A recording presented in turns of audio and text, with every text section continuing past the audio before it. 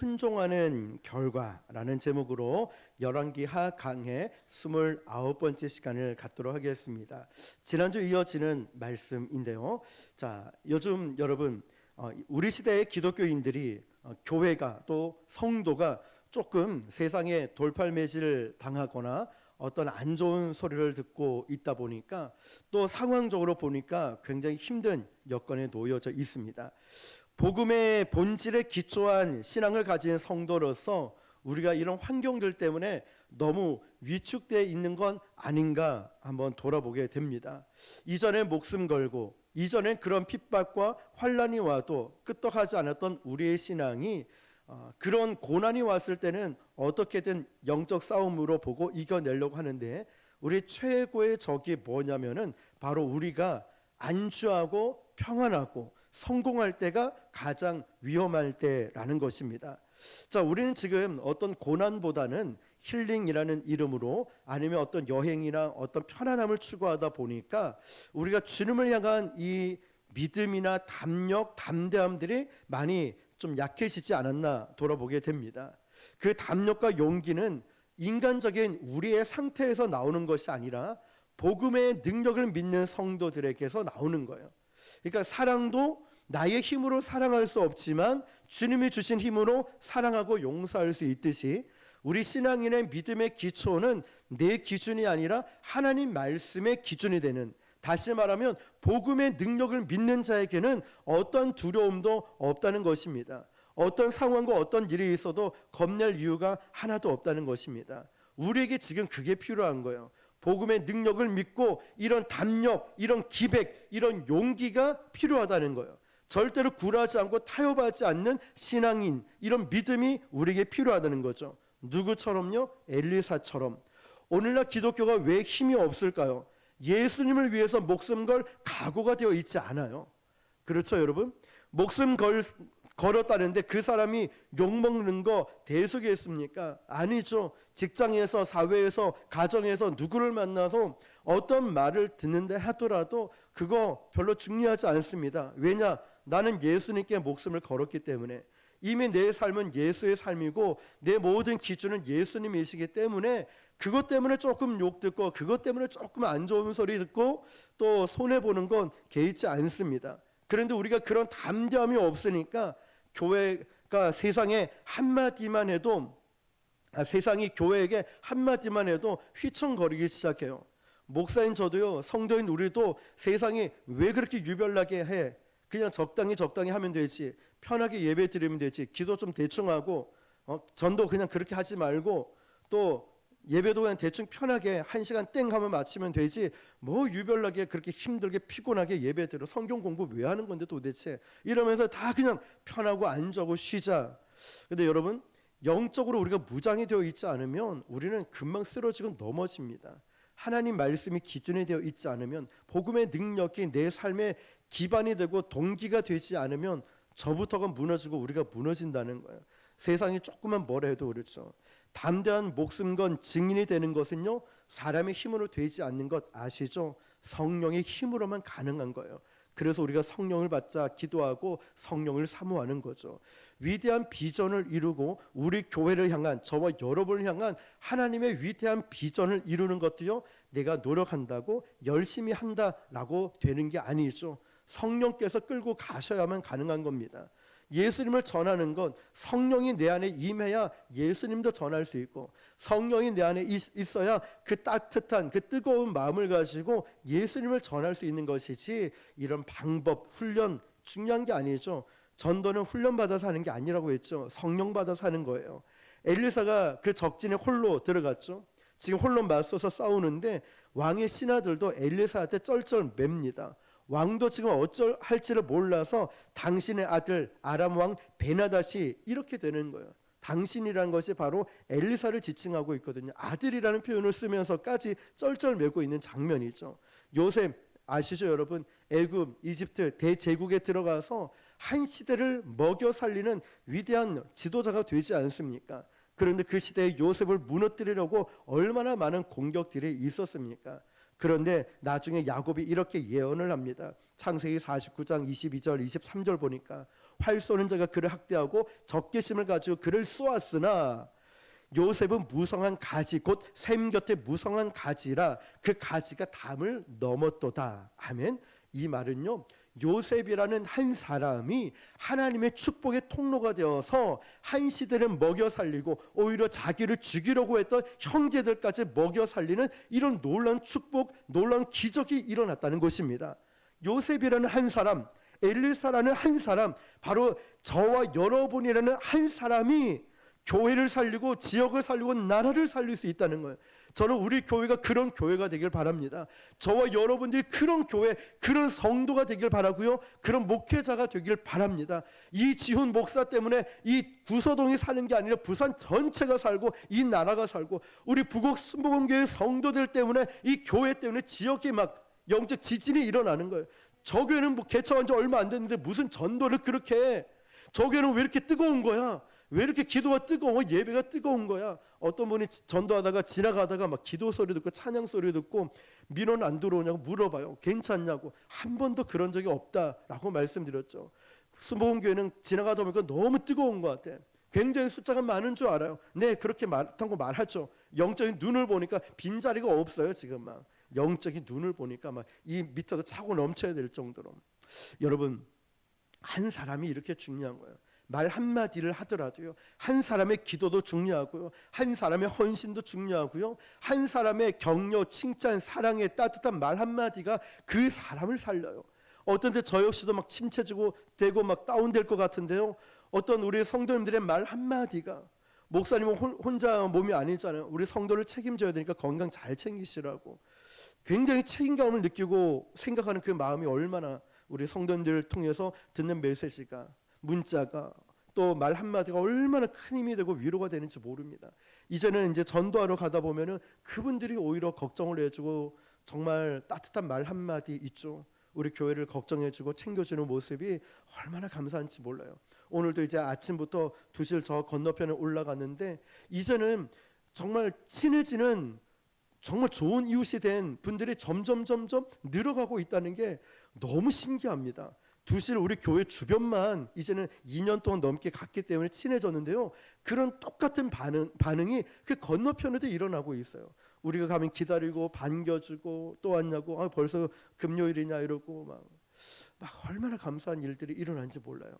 이렇게 확장해서 나가다 보면 머지않아 구서동, 이 두실, 남산동까지 부곡 순복음교회를 모르고 우리는 어딜 가서든 복음을 담대하게 전할 수 있는 날이 오겠구나 기대가 되는 거예요. 여러분, 혹시나 시간 되실 때 여러분 같이 한번 가보시면 제가 왜 이렇게 말씀드린지 아실 거예요.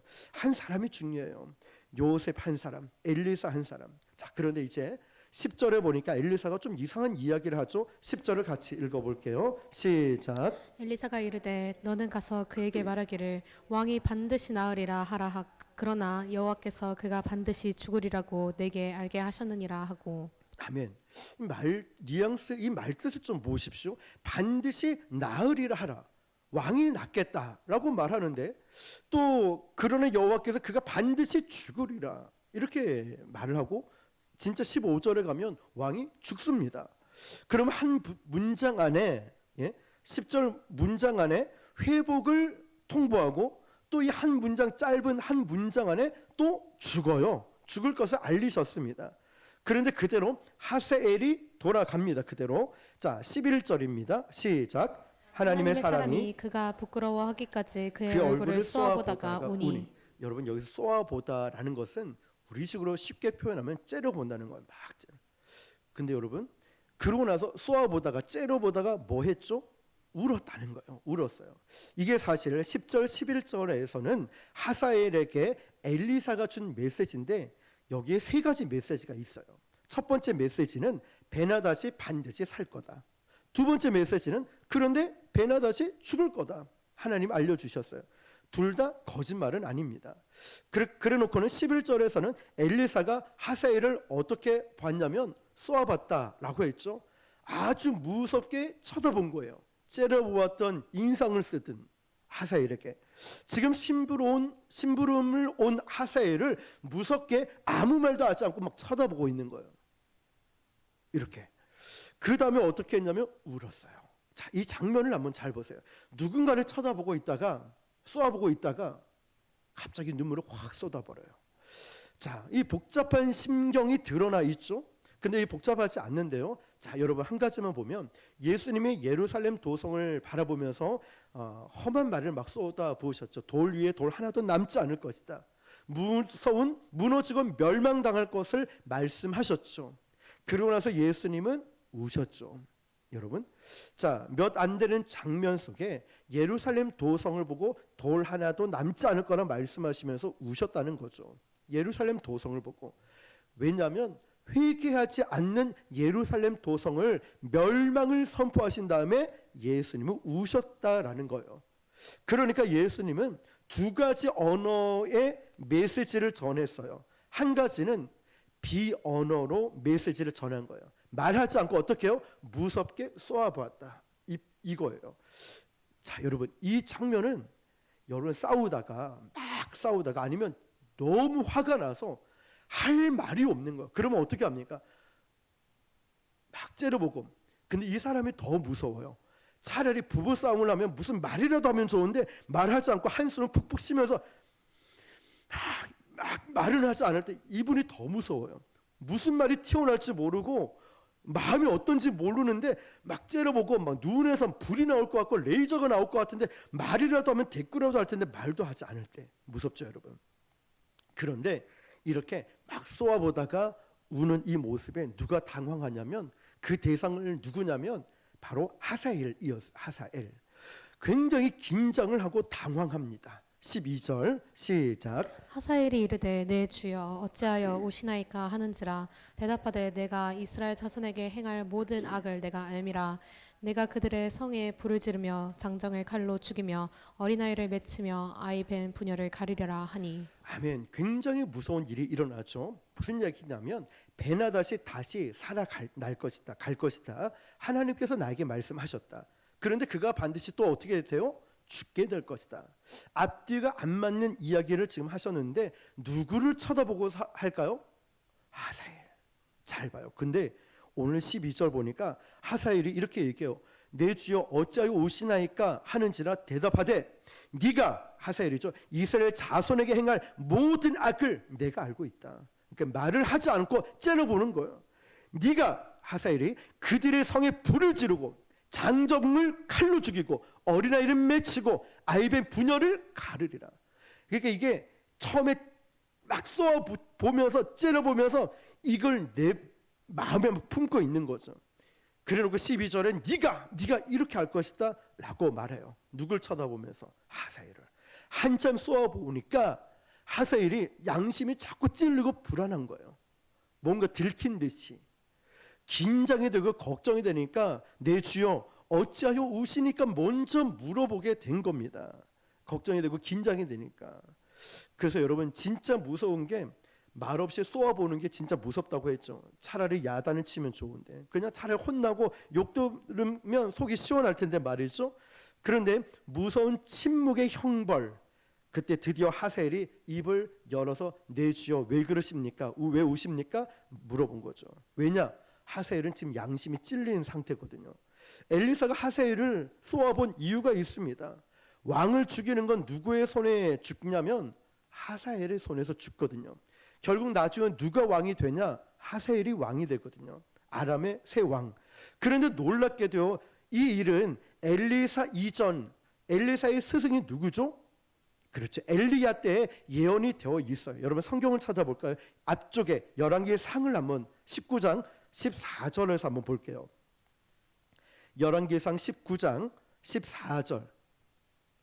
자, 빨리 찾으신 분이 먼저 한번 읽어볼게요.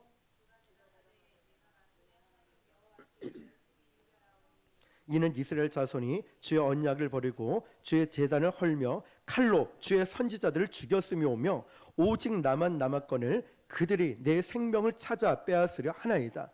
이 장면은 엘리야가 로뎀나무 안에서 하나님께 투정 부리는 모습이에요. 15절 시작.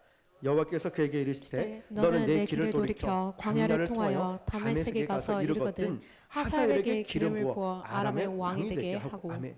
자, 엘리야 때에 이미 하사엘에게 기름을 부어 왕이 되게 하라고 하나님은 엘리야에게 지시를 했습니다. 그러고 나서 엘리야는 역사의 뒤편으로 사라지고 이제 누구를 통해서 이 과업이 이루어지냐면 엘리사를 통해서 이루어지는 거예요. 이어서 16절부터 18절 시작. 너는 또 님시의 아들 예후에게 기름을 부어 이스라엘의 왕이 되게 하고 또 아멜르홀라 사밧의 아들 엘리사에게 기름을 부어 너를 대신하여 선지자가 되게 하라. 하사엘의 칼을 피하는 자를 예후가 죽일 것이요 예후의 칼을 피하는 자를 엘리사가 죽이리라. 그러나 내가 이스라엘 가운데 7천 명을 남기리니 다 바알에게 무릎을 꿇지 아니하고 다 바알에게 입맞추지 아니한 자니라. 아멘. 자, 이미 아람 왕 하사엘에게 기름 부음을 받고 왕이 될 것이란 것을 하나님은 엘리야 때에 약속해 주셨습니다. 열왕기상 때, 엘리야 때. 그럼 이 사실은 당연히 엘리사도 알았겠죠. 그래서 엘리사는 그 과업, 그 언약의 말씀을 이루어지기 위해서 홀로 다메섹을 찾아온 거예요. 자, 베나닷은 어떻게 죽는지를 보면은 자, 열왕기 하루 다시 넘어갑니다. 자, 열왕기하 8장 13절에서 15절입니다. 시작. 하사엘이 이르되 당신의 개 같은 종이 무엇이기에 이런 큰 일을 행하리오리까 하더라. 엘리사가 대답하되 여호와께서 내가 아람 왕이 될 것을 내게 알게 하셨느니라 하더라. 그가 엘리사를 떠나가서 그의 주인에게 나아가니 왕이 그에게 묻되 엘리사가 내게 무슨 말을 하더냐 하니 대답하되 그가 내게 이르기를 왕이 반드시 살아나리라 하다이다. 그는 이튿날에 하사엘이 이불을 물에 적시어 왕의 얼굴에 덮음에 왕이 죽은지라 그가 대신하여 왕이 되니라. 아멘. 자, 여러분 아주 끔찍한 사건이 일어나죠.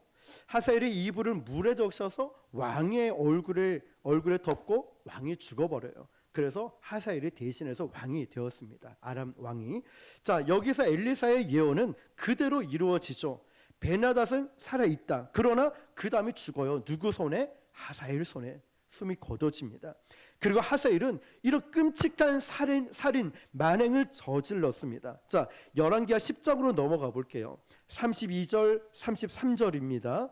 열왕기하 10장 32절 33절 시작. 이때 여호와께서 이스라엘에서 땅을 잘라내기 시작하심에 하사엘이 이스라엘의 모든 영토에서 공격하되 요단 동쪽 길르앗 옷 땅 곧 갓 사람과 르우벤 사람과 므낫세 사람의 땅 아르논 골짜기에 있는 아로엘에서부터 길르앗과 바산까지 하였더라. 아멘. 자, 이게 누가 저지른 이스라엘을 향한 이 만행이었냐면 하사엘이에요. 지금 하사엘이 계속 나오죠. 자, 그럼 여기서 절묘한 하나님이 이스라엘을 다스리시는 경영 방식을 우리가 볼 수가 있어요. 왜 이런 나쁜 놈에게, 왜 이런 악당같이, 왜 이런 사람에게 하나님은 기름을 붓고 아람의 이방 나라의 왕까지 되게 하고, 자, 결국 우리가 보기에는 참 나쁜 사람같이 보이는데 이 사람에게 기름 부었어요. 누가 주관하고 있냐면 하나님이 주관하고 계시는 거예요. 자, 그러면 여기서 우리가 질문해 볼 게 이거예요. 왜 저런 사람, 저런 놈을 이방 나라의 왕을 세웠고 왜 기름을 붓고 왜 이렇게 하셨을까? 무엇 때문일까? 오로지 하나입니다.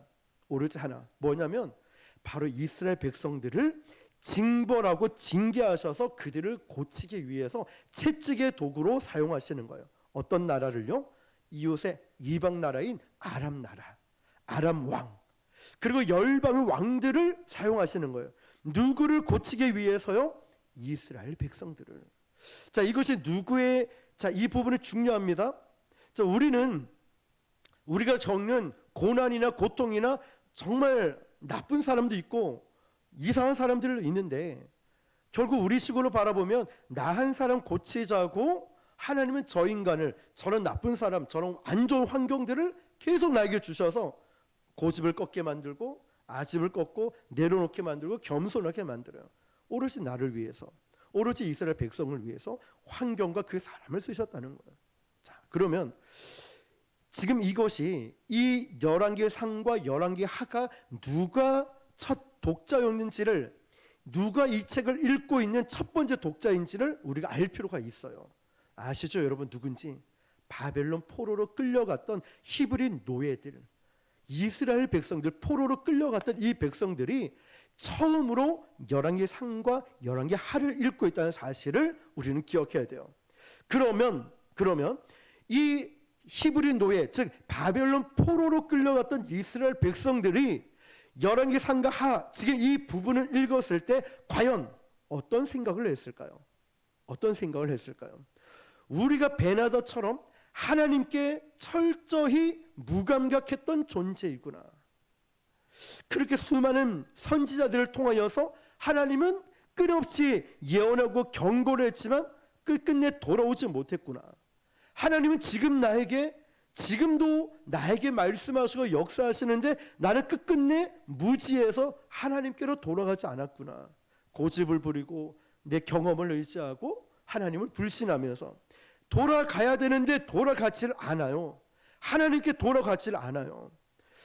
여러분, 그럼에도 불구하고 베나닷은요, 그렇게 하나님을 경험하고 나서 엘리사가 섬기는 그 하나님을 2차례 3차례 성경에서 경험하고 나서 베나닷은 결국 어디에 관심이 있었는지 우리 지난 시간 기억하십니까? 내가 죽게 되는지 내가 살게 되는지 자기 생명에만 관심이 있지 하나님의 뜻에는 전혀 관심이 없었어요. 우리도 한번 잘 보세요. 내가 성공할지, 내가 돈은 잘 벌지, 내가 건강해질지 여기에만 관심이 있지 하나님의 뜻에 대해서는 무시했다는 거예요. 먼저 그 나라를 구하라. 먼저 하나님 나라에 대해서는 무지하고 우리 집이 잘 될지, 자녀가 잘 될지, 돈은 잘 벌지, 건강해질지, 내가 죽을지 살지 여기 이 문제에만 관심이 있었다는 거예요. 베나닷은 곧 누구를 투영한 왕으로 여기 소개되고 있냐면 끝까지 돌아오지 않는 굳은 살이 100일 동안 배겨진 이스라엘 백성들이 투영되고 있다는 거예요. 지금 이스라엘 백성들의 그 완악함과 그 고집과 그 불충함이 투영되고 있다는 거예요. 이게 너희들 모습이야. 이게 나의 모습이구나. 첫 번째 이 독자인 그 도구로 누구를 또 사용하고 있냐면 오늘 계속 등장하는 하사엘을 쓰시는 거예요. 하나님 어떻게 이런 사람을 저런 놈을 어떻게 쓸 수 있습니까? 그런데 욥기를 보니까요, 욥의 온전하고 정직한 모습을 자랑하고 계신 하나님이 사탄에게 야 한번 시험해봐, 테스트해봐. 모든 물질 10명의 자녀도 다 죽고요, 아내도 저주하고 죽어라 욕하고 친구들도 다 떠내요. 욥을 한번 테스트해봐 라고 하죠. 사탄을 쓰셨다는 거죠. 자, 하사엘을 이렇게 쓰셨어요. 그리고 이 글은요, 바벨론 포로들이, 이스라엘 백성들이 포로 생활하면서 읽고 있을 때 무엇을 생각했을까요? 오늘 말씀이고요. 결국 말씀에 순종하는 결과, 때로는 말씀에 순종하지 않는 결과가 나를 여기까지 끌고 오게 됐구나. 하나님 말씀 앞에 순종하지 않을 때, 여러분, 제가 가끔 환자들을 만날 때가 있어요. 신방을 가다 보면은. 그런데 환자분들이 종종 이렇게 얘기해요. 암에 걸렸거나 어떤 동맥경화가 왔거나 중증 병에 걸리면 이런 말씀들을 하셔요. 내가 잘못 살아온 결과가 이렇습니다. 잘못 살아온 결과. 그런 얘기를 합니다. 병이 어쩌다 온 게 아니라는 거예요. 내가 잘못 생활했고, 자세도 그렇고, 먹는 것도 그렇고, 생활도 그렇고. 오늘도 부곡시장 이제 전도하러 가니까 허리가 막 아프셔가지고 이불집 의자를 놓고 앉아 계시는 거예요. 그러면서 하는 말이, 내가 평상시에 자세도 그렇고 일도 너무 건강을 안 챙겨서 내가 잘못 살아온 것 같아. 이러면서 제가 뭐라고 했겠습니까? 기도해야 된다고 말씀드리죠. 기도를 받으려고 하니까 사람도 눈치로 보고 그러죠.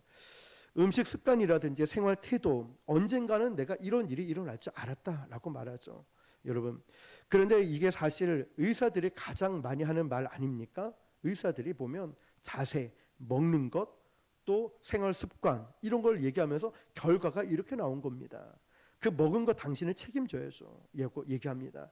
그러니까 영적인 원리도 똑같아요, 여러분. 우리가 일찍이 선지자와 열왕의 왕들을 들어서 이 나라를 또 들어서 이스라엘을 경고하고 기다리셨어요. 그런데 우리는 그런 징벌의 관점도 중요하지만 더 훨씬 더 중요한 게 뭐냐면 결국 이 열왕들을 누가 들어서 사용하시는가? 왜 그 열왕들, 왜 이방 나라들, 왜 하사엘 같은 인간, 저런 사람을 들어서 왜 사용하시는가? 우리에게 적용을 해보면 왜 나에게 이런 문제들, 가정의 어려움이나 질병이나 두려움이나 아픔이나 왜 나에게 이런 일이 왔는가? 의사들이 그러죠. 당신은 먹는 거 잘못 먹었어요. 생활 습관이 잘못됐어요. 그러니까 이런 결과가 나온 거 아닙니까? 영적인 원리도. 우리가 신앙생활을 제대로 안 하니까, 기도 생활을 안 하니까, 말씀대로 안 사니까, 고집을 부리니까 하나님 말씀에 다 나와 있는데 왜 그대로 살지 않아요? 그러니까 지금 시험 들고 낙심하고 나에게 고난이 오고 아픔이 오니까 번아웃 돼버리고 넘어지는 것 아닙니까? 말씀대로 순종하고 기도하면서 영적으로 깨어있고 성령을 받으면 과연 이런 일이 터졌을 때 어떡할까요? 어떻게 이겨낼 수 있을까요? 중요한 건 이거예요. 그 사람, 그 열왕, 그 이방 나라를 누가 들어 쓰시는가? 결국 우리 건강, 우리 주변의 환경들 아무리 뛰어나고 좋은 훌륭한 사람이 있다 할지라도, 아니면 정말 이상한 사람들, 나쁜 사람이 있다 할지라도 누가 그 인생을, 그 환경을 들어 사용하시는가? 그 주권자가 누구인가? 이걸 알라고 말씀하시는 거예요. 그분은 바로 살아계신 하나님이시라는 거예요. 그 하나님의 말씀대로 우리가 살아가야 되고, 하나님의 말씀대로 살지 않을 때 이 결과가 우리에게 온다는 거죠. 그래서 오늘 우리가 붙들어야 될 말씀이 이거예요. 내가 정말 하나님 말씀에 운명을 걸었는가? 내가 정말 하나님 말씀을 두려워하는가? 내가 정말 먼저 그 나라와 의를 위해 구하고 있는가? 여러분, 내가 정말, 우리가 마지막 때에 가면 타협할 일들이 많은데 고난이 아닙니다. 좋은 것, 편한 것, 성공, 안주하는 것, 좀 더 눕자, 자자, 쉬자, 이런 것, 세상의 향락들, 나쁜 짓은 하지 않지만 편하게 안주하는 모습들, 이런 것들 때문에 기도하지 않고요, 이런 것들 때문에 예배 드리지 않고, 이런 것들 때문에 우리가 전도도 하지 않는 거예요. 근데 여러분, 정말 이것 억지로 해서 되는 건 아니죠. 성령이 내 안에서 감동을 주셔서 이끌어 가셔야 가능하겠죠. 근데 여러분, 결국 우리 인생, 우리 가정, 우리 직장, 우리 모든 것을 끌고 가시고 인도하시는 분은 살아계신 하나님이십니다. 우리는 그 하나님께 부르짖고 기도해야 되는 거예요. 다시 한 번 더 우리의 신앙의 기백, 담대함, 용기, 어떤 것도 타협하지 않는 믿음이 다시 한 번 일어나야 되지 않을까요? 내가 정말 힘이 들어도 기도에 목숨을 걸고 예배의 자리를 끝까지 지키면서 세상과 타협하지 않는 이 믿음, 이 기백 다시 한번 타올라야 되지 않을까요? 오늘 저와 여러분들이 다시 한번 새로워질 수 있는 그 밤이 되길 바랍니다. 하나님, 제가 제 신앙의 제 믿음이 어쩌다 이렇게 안주하고 식어버렸습니까? 저는요, 세상이 감당할 수 없는 성도가 되길 축복합니다. 저도 세상이 감당할 수 없는 목사가 되고 우리 북옥 순복음 교회가 되었으면 좋겠어요. 적당히가 아니라 정말 주를 위해 목숨 걸 수 있는 그런 간절한 기도, 하늘 문을 열고 하나님의 보좌로 움직일 수 있는 간절한 기도를 통하여서 그런 역사 다시 한 번 더 일어났으면 좋겠어요. 다시 한번 꿈틀거리고 아니면 안주하고 있던 이 모습에서 박차고 일어나서 이제는 오직 예수, 오직 믿음, 정말 그런 뜨거운 믿음이 회복되어야 되지 않을까요? 오늘 저와 여러분들이 다시 한번, 상황 아닙니다. 그걸 주관하고 계시는 하나님이에요. 내 질병, 돈, 물질 아닙니다. 그걸 주관하고 계시는 하나님이에요. 내 인생을 붙들고 계시는 하나님께 우리 인생을 걸어보지 않겠습니까? 다시 한번 뜨거운 열정이, 그런 담대한 열정이 일어나서요, 이제는 적당히 타협하지 않고, 무슨 소리야, 왕이죠. 우리는 대답할 가치도 없습니다. 아니, 하나님, 살아계신 하나님 앞에 그렇게 하지 아니하실지라도 우리는 말할 가치가 없다라고 말했던 것처럼, 우리도 우리 신앙만큼, 믿음만큼 끝까지 지켜서요, 정말 세상을 정복하고, 우리 믿음 보면, 우리 교회를 볼 때마다 어떤 정말 교회도 도전받고 일어날 수 있고 깨워줄 수 있는 그런 교회와 저와 여러분 될 수 있기를 주님의 이름으로 축원합니다. 기도하겠습니다. 오늘 다시 한 번 더 하나님